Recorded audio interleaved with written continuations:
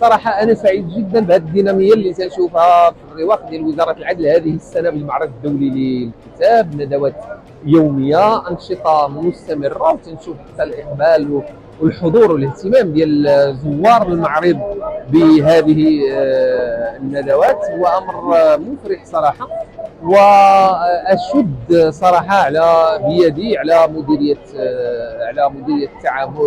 التواصل والتعاون الدولي، وايضا على الشباب والطاقم المشرف على هذا الرواق وعلى العمل الكبير الذي يقومون به يوميا. لاحظت حتى على مستوى الاشعاع الاعلامي هناك اهتمام كبير بهذا الرواق وتفاعل معه، واعتقد ان هذا عائد لقيمه الندوات والانشطه التي يقوم بها الرواق. بالنسبه لحضوري اليوم هو كان للتسيير والتدخل في نفس الوقت في ندوتين حول مقاربه النوع بين الفقه الاسلامي والتشريع الوطني.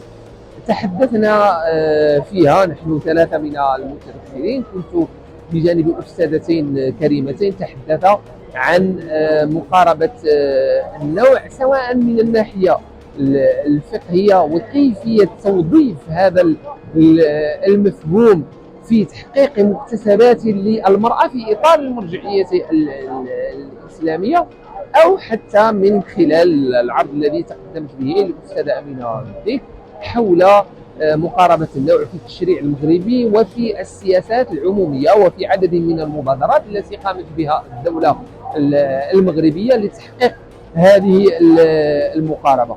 واعتقد انه حتى النقاشات بعد ذلك كانت نقاشات مثمره وغنيه وساهمت في اثراء هذه المناقشه. صراحه هنيئا لوزاره العدل بهذا الرباط. اخذت الجانب المتعلق بمقاربه النوع في الجانب التشريعي، حيث تم تقديم بعجاله نبذه عن المقتضيات القانونيه التي توفر حمايه للمراه على مستوى الترسانة الجنائية، على مستوى مدونة الأسرة، على مستوى مدونة الشغل، على مستوى الجانب السياسي.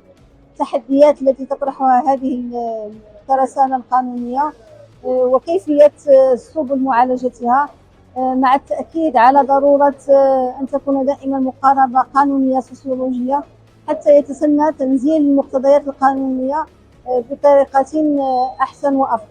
وشكرا.